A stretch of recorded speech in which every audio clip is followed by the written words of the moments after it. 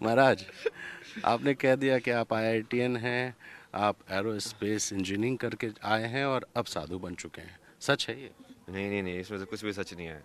मैं तो बोलता हूँ, मेरे से मैंने पहले ही बोला था कि मैं तो आई एम नोबडी।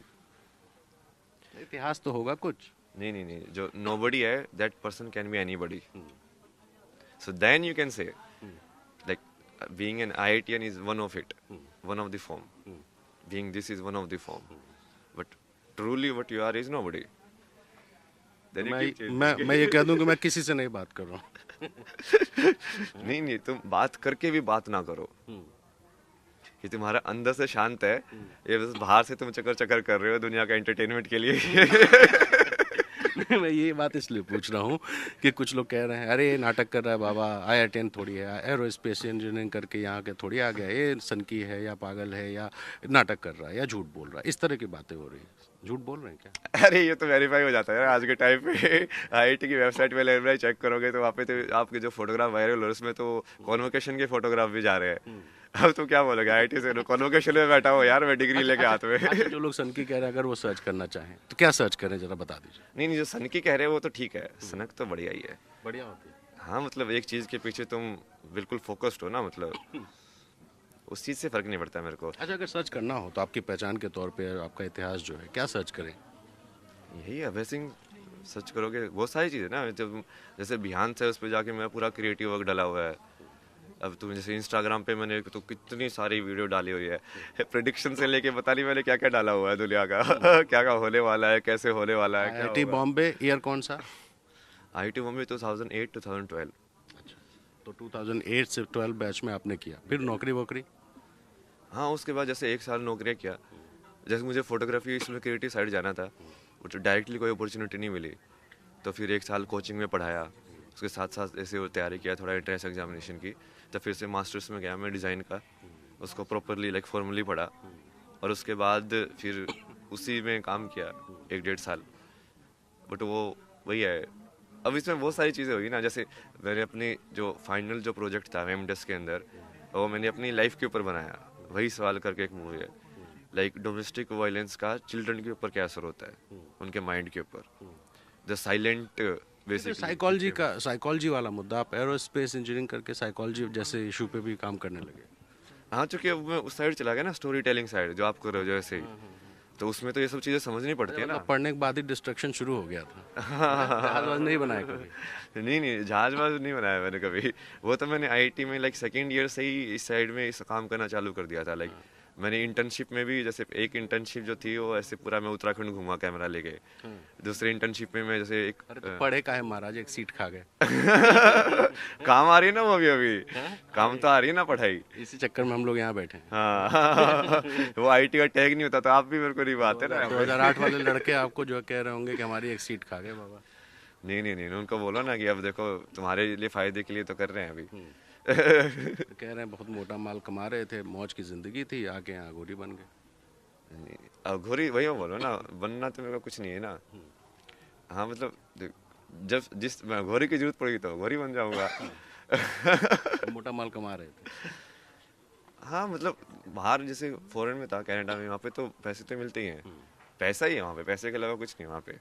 वहाँ पे ना कोई बात करने के लिए होता है, साइलेंट साइलेंट। आप वहाँ पे जाओगे ना तो ऐसे हवा गुजरती रहती है। सड़कों पे वो, जो कि वो टोरंटो ये सब जगह भी ऐसी है, वहाँ पे बहुत विंड होती है और ठंड होती है। वो बिल्कुल हवा की जो आवाज़ फिल्मों में सुनाई देती है ना, वैसे वाली आवाज़ सुनाई तो देती है वही वहाँ तो पे। शांति ढूंढने महाराज यहाँ आए हैं कि शांत चाहिए, शांति चाहिए। तो वो शांति, ये शांति अलग है।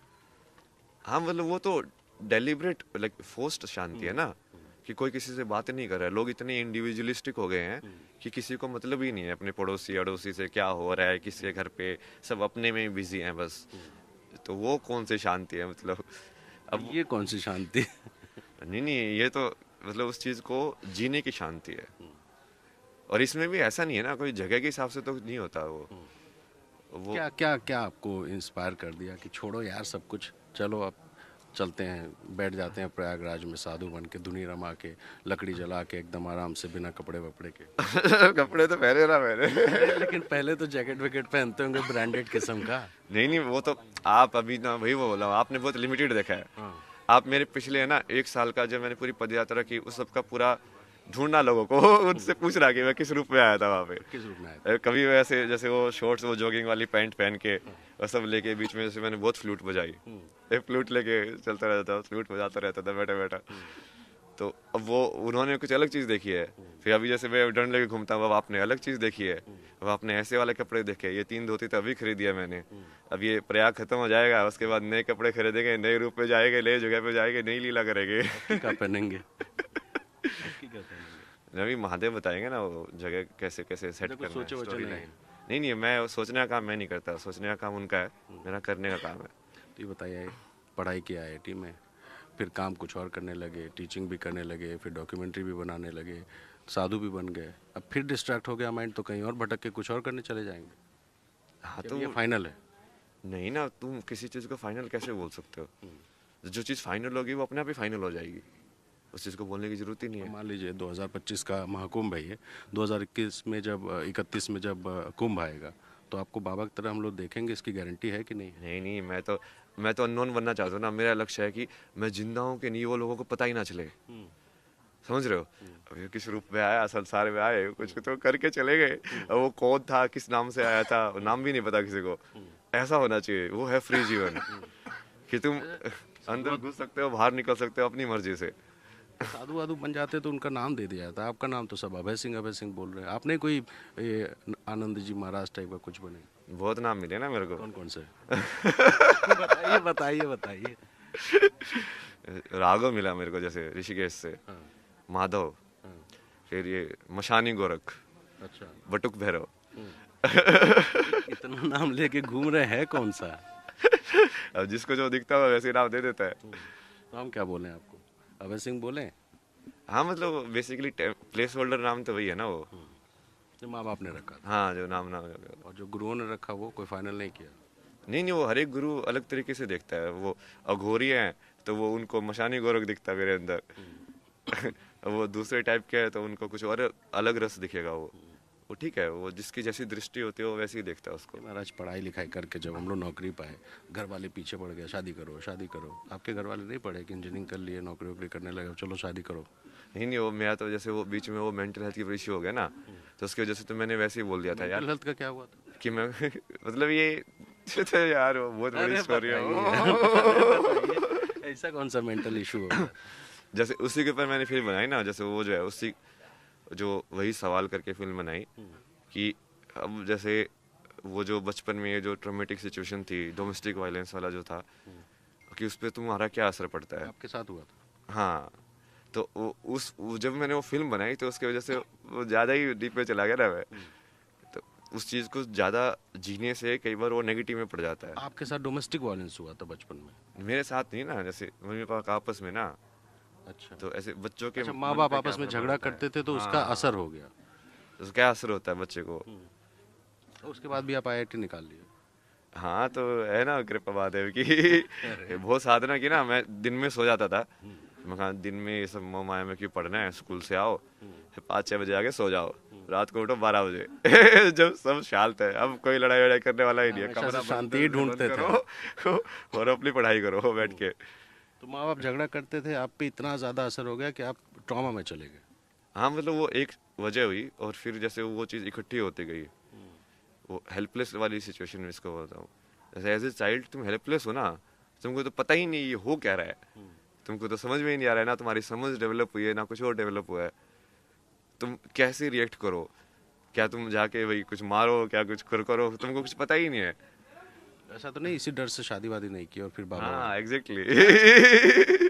उसकी वजह से मुझे ऐसे लगता था कि अरे शादी वादी तो क्या है, ये सब यही सब लड़ाई झगड़ा कर रहा है, तो दुनिया में यही से बढ़िया तो अपने अकेले जियो, बढ़िया जियो जियोगे। तो गर्लफ्रेंड वर्लफ्रेंड नहीं थी कभी कोई? नहीं गर्लफ्रेंड थी, बट वो शादी वाली स्टेज पे इसलिए नहीं पहुंचा क्योंकि मुझे उसको वही बोलता था यार मेरे को तो पता ही नहीं है ये सब कैसे निभाते हैं।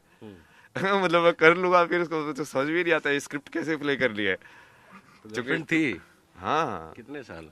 4 साल के आसपास। तो 4 साल रिलेशनशिप में रहे और कभी वो नहीं कही शादी वादी करो? नहीं वो उसकी वजह से वही हुआ ना, जैसे जब मैंने फिल्म बनाई ना तो उसके बाद तो वो क्योंकि वो फिल्म बनाने से वो सारी जो मेमोरीज है ना वो रिवाइव हो गई।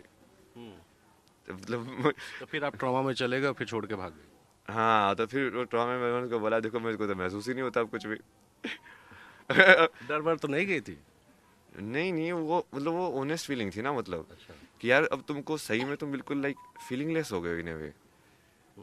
अब तुम उसमें तो तुम दूसरे को भी डिसेप्टिव हो रहे हो ना फिर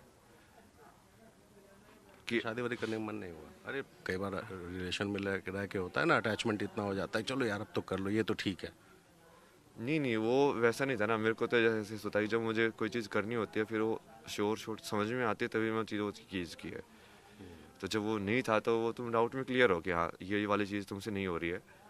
तो अभी तक जब तक तुमको जवाब नहीं मिलेगा तब तक तुम नहीं अटेम्प्ट करोगे उसका। तभी आपकी गर्लफ्रेंड वीडियो देखेगी कि देखो ये। नहीं नहीं, उसकी तो शादी वादी सब हो चुकी है ना, मतलब।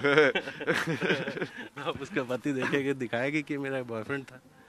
नहीं, वो तो सबको वैसे ही पता ही होता है ना, ये सब चीज़ तो आज के ज़माने में तो नॉर्मल सी चीज़ें हैं सब।